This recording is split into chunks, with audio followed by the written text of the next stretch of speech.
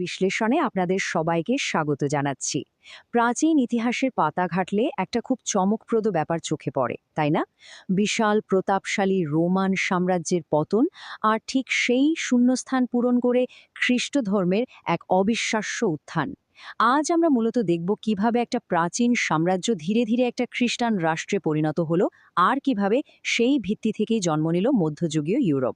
আমাদের আজকে ফোকাস থাকবে রোমান সাম্রাজ্যের পতন আর খ্রিস্ট ধর্মের বিস্তারের এই পুরো প্রক্রিয়ার ওপর।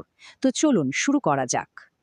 আজকের এই আলোচনায় আমরা মূলত 4টা ধাপে এগোব। প্রথমে দেখব খ্রিস্ট ধর্মের বিস্তার ও স্বীকৃতি, এরপর চার্চ ও পোপতন্ত্রের উত্থান, তারপর ঐতিহাসিক শার্লেমেনের রাজ্যাভিষেক, আর সবশেষে নতুন ফ্র্যাঙ্কিশ প্রশাসনিক ব্যবস্থা। এই ধাপগুলোর মধ্য দিয়েই প্রাচীনকাল থেকে মধ্যযুগে রোমান পরিচয়ের ধারাটিকে আমরা অনুসরণ করব। পুরো প্রেক্ষাপটটা বুঝতে হলে আমাদের টাইমলাইনে প্রায় 500 বছরের একটা বিশাল লাফ দিতে হবে।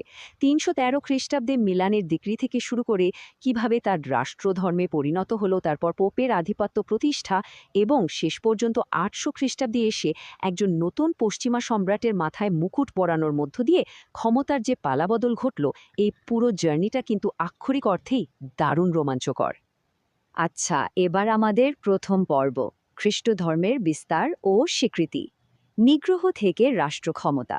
এখানে আমরা দেখব কিভাবে একসময়ের প্রান্তিক একটা ধর্মীয় বিশ্বাস পৃথিবীর সবচেয়ে শক্তিশালী সাম্রাজ্যের একমাত্র ধর্মে পরিণত হলো।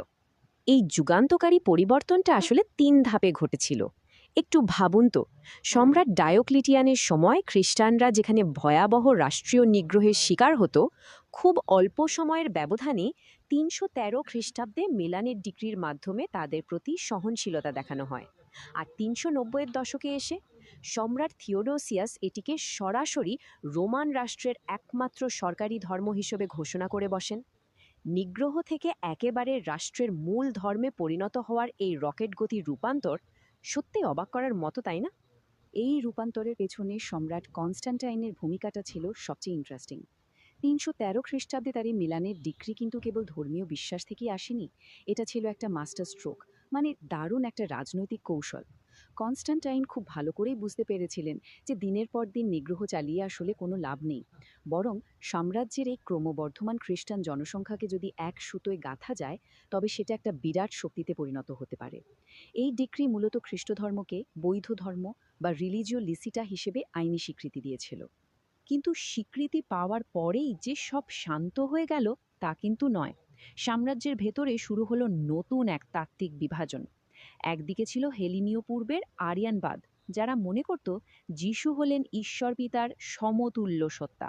অন্যদিকে ল্যাটিন পশ্চিমে ছিল অ্যাথেনাসিয়ানবাদ, যাদের বিশ্বাস ছিল যিশু এবং ঈশ্বর হুবহু একই সত্তা।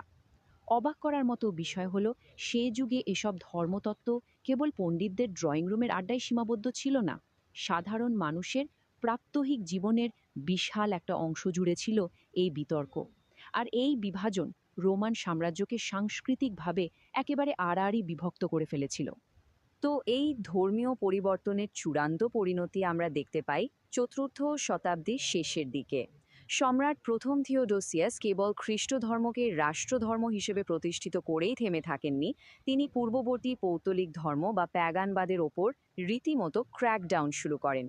তিনি মন্দিরগুলো বন্ধ করার নির্দেশ দেন, আর প্যাগান বলিদান সম্পূর্ণ নিষিদ্ধ করেন, তাও আবার মৃত্যুদণ্ডের ভয় দেখিয়ে। ঠিক এভাবেই রোমান সাম্রাজ্যের হাজার বছরের পুরনো ধর্মীয় পরিচয় জোরপূর্বক মুছে ফেলা হয়েছিল। এবার আসি আমাদের দ্বিতীয় পর্বে, চার্চ ও পোপতন্ত্রের উত্থান, ক্ষমতার শূন্যস্থান পূরণ। ধর্মনিরপেক্ষ পশ্চিম রোমান সাম্রাজ্য যখন ধীরে ধীরে তাসের ঘরের মতো ভেঙে পড়তে শুরু করলো, তখন সেই বিশাল ক্ষমতার শূন্যস্থানটা কে পূরণ করলো? ঠিক ধরেছেন, চার্চ। চলুন দেখি কিভাবে চার্চ রোমান সাম্রাজ্যের প্রশাসনিক কাঠামোকে নিজের করে নিয়েছিল। পোপের এই সর্বোচ্চ ক্ষমতার মূল ভিত্তি হিসেবে কাজ করেছিল বাইবেলের একটা বিখ্যাত ঘোষণা, তুমি হলে পিতর, আর এই পাথরের ওপরেই আমি আমার চার্চ তৈরি করব, এবং পৃথিবীতে তুমি যা বাঁধবে স্বর্গেও তা বাঁধা থাকবে। ম্যাথিউ লিখিত এই কথাগুলোর ওপর ভিত্তি করেই দাবি করা হয়েছিল যে রোমের বিশপ সরাসরি খ্রিস্টের প্রধান শিষ্য সেন্ট পিটারের কাছ থেকে এক অনন্য কর্তৃত্ব পেয়েছেন, যাকে বলে পেট্রিন সুপ্রিমেসি। এই আধ্যাত্মিক যুক্তিটাই পরবর্তীতে এক বিশাল রাজনৈতিক অস্ত্রে পরিণত হয়েছিল। এর সবচেয়ে বড় প্রমাণ পাওয়া যায় পঞ্চম শতাব্দীর মাঝামাঝি সময়ে। পোপ প্রথম লিও অত্যন্ত সাহসিকতার সাথে ঘোষণা করে বসলেন যে রোমের বিশপই হলেন চার্চের সর্বাধিনায়ক। তারা নিজেদের চার্চের যুবরাজ হিসেবে প্রতিষ্ঠিত করতে সক্ষম হন। আর এভাবেই জন্ম নেয় একটা শক্তিশালী এবং স্বাধীন পোপতন্ত্র, যা সময়ের সাথে সাথে ধর্মনিরপেক্ষ রাজাদের ক্ষমতার সাথেও পাল্লা দিতে শুরু করেছিল। আমাদের আলোচনা তৃতীয় পর্ব, শার্লেম্যানের রাজ্যাভিষেক, একজন নতুন রোমান সম্রাট। আমরা এখন অষ্টম শতাব্দীতে প্রবেশ করছি। সাম্রাজ্যের পতন আর চার্চের উত্থানের পর পোপের রাজনৈতিকভাবে টিকে থাকার জন্য একটা নতুন সামরিক সুরক্ষার প্রয়োজন দেখা দিল। আর ঠিক সেই প্রয়োজন থেকেই শক্তিশালী ফ্র্যাঙ্ক রাজাদের সাথে গড়ে ওঠে এক ঐতিহাসিক মৈত্রী।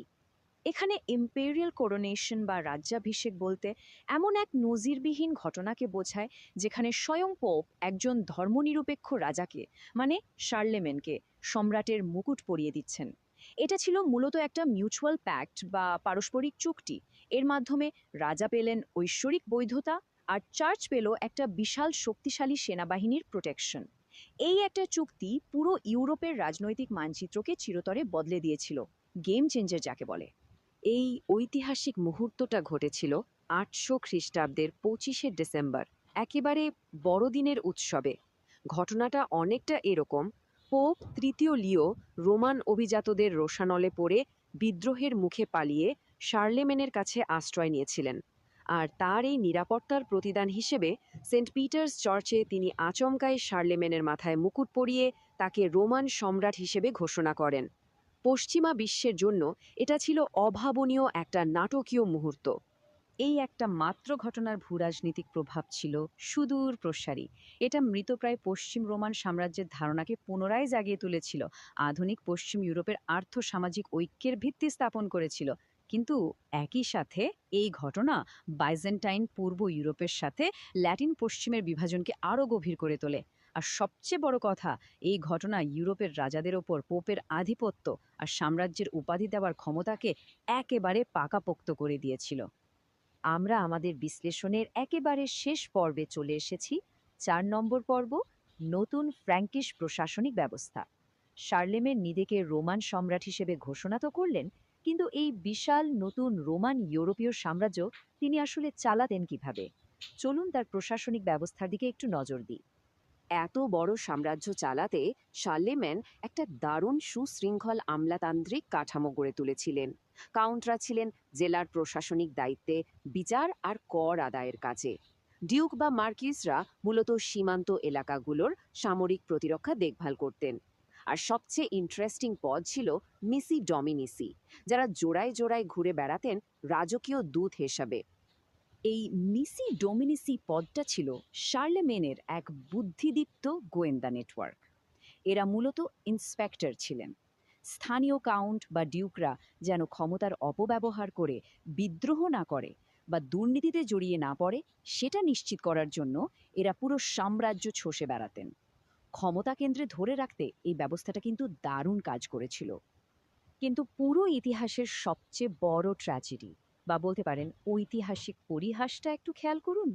যে চার্চ একসময় প্রাচীন রোমান সাম্রাজ্যের কাছে নিগৃহীত হয়েছিল, সেই চার্চের সুসংগঠিত কাঠামো আর শিক্ষিত যাজকদের উপরই শার্লেমেনের মতো বিশাল ধর্মনিরপেক্ষ ফ্র্যাঙ্কিশ সাম্রাজ্যের প্রশাসন নির্ভরশীল হয়ে পড়েছিল।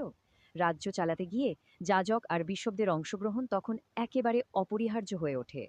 এই এত সব আলোচনার পর একটা বড় প্রশ্ন কিন্তু থেকেই যায়: শার্লেমেনের এই উত্থান কি সত্যিই প্রাচীন রোমের সেই হারানো গৌরব ফিরিয়ে আনতে পেরেছিল, নাকি এটা পূর্ব আর পশ্চিম ইউরোপের মাঝে এমন এক স্থায়ী বিভাজন তৈরি করেছিল যার প্রভাব আমরা আজও দেখতে পাই? এই কৌতূহল উদ্দীপক প্রশ্নটা আপনাদের ভাবনার জন্য রেখে গিয়েই আজকের এই বিশ্লেষণ এখানেই শেষ করছি। এতক্ষণ আমাদের সাথে থাকার জন্য অসংখ্য ধন্যবাদ।